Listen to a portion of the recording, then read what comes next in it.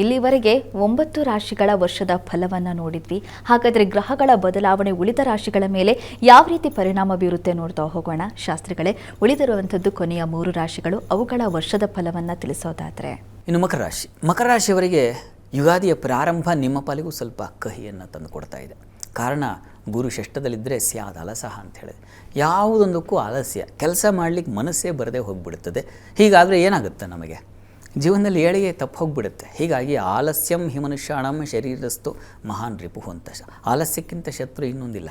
ಹೀಗಾಗಿ ಜೂನ್ವರೆಗೆ ನಿಮಗೆ ಕೊಡುಕೊಳ್ಳೋಕ್ಕಾಗೋದಿಲ್ಲ, ಆ ರೀತಿಯಲ್ಲಿ ಕಾಡುತ್ತೆ.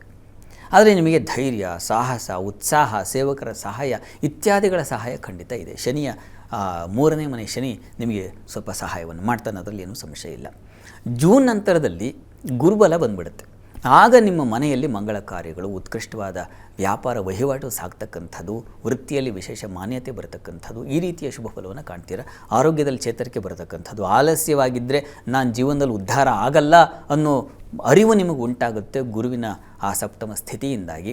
ಅಲ್ಲಿಂದ ನಿಮಗೆ ಒಂದು ಬಂಗಾರದ ರಸ್ತೆ ಸಿಗ್ತಾ ಹೋಗುತ್ತೆ. ಅಲ್ಲಿಂದ ಸುಲಭವಾಗುತ್ತೆ ನಿಮ್ಮ ಬದುಕಿನ ಹಾದಿ.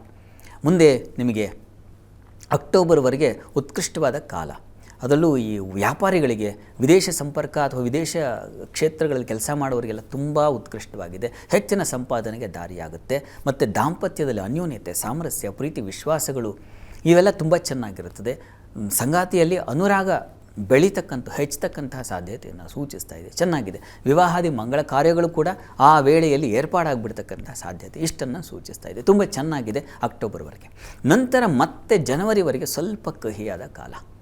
ಆಗ ಮತ್ತೆ ಅಲದಾಟ, ಪರದಾಟ, ಯಾವ ಕೆಲಸಗಳು ಆಗ್ತಾ ಇಲ್ವಲ್ಲಪ್ಪ ಅಂತ ಪರದಾಡಬೇಕಾದ ಪರಿಸ್ಥಿತಿ, ಅಪಮಾನ ಬಂದುಬಿಡ್ತಲ್ಲಪ್ಪ ಅಂತ ಎಲ್ಲರ ಮಧ್ಯೆ ಮುಖಭಂಗವಾಗ್ತಕ್ಕಂಥ ಸಾಧ್ಯತೆಗಳು, ನಷ್ಟ, ಇವುಗಳನ್ನೆಲ್ಲ ಸೂಚಿಸ್ತಾ ಇದೆ. ಹುಷಾರಾಗಿರಬೇಕು. ಇನ್ನು ನಂತರ ಜನವರಿ 24ರ ನಂತರ ಮತ್ತೆ ಗುರುಬಲ ಬಂದುಬಿಡುತ್ತೆ. ಆಗ ಮತ್ತೆ ಕಳ್ಕೊಂಡಿದ್ದನ್ನು ಪಡೆದುಕೊಳ್ತಕ್ಕಂಥದ್ದು. ಹೀಗೆ ಬದುಕೇ ಹೀಗೆ, ಸಿಹಿ ಕಹಿ, ಅದಕ್ಕೆ ಬೇವು ಬೆಲ್ಲ ಅಂತ ಹೇಳೋದಲ್ವ. ಎಲ್ಲ ರಾಶಿಗಳನ್ನು ನೋಡಿಕೊಂಡಾಗ ಸಿಹಿ ಕಹಿ ಎರಡೂ ಇದೆ.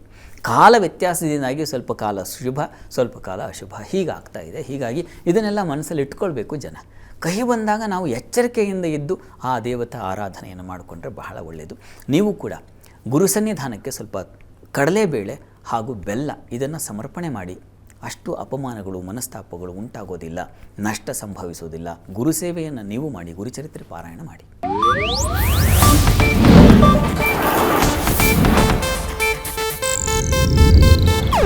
ಇದು ಏಷ್ಯಾನೆಟ್ ನ್ಯೂಸ್ ನೆಟ್ವರ್ಕ್ ಪ್ರಸ್ತುತಿ.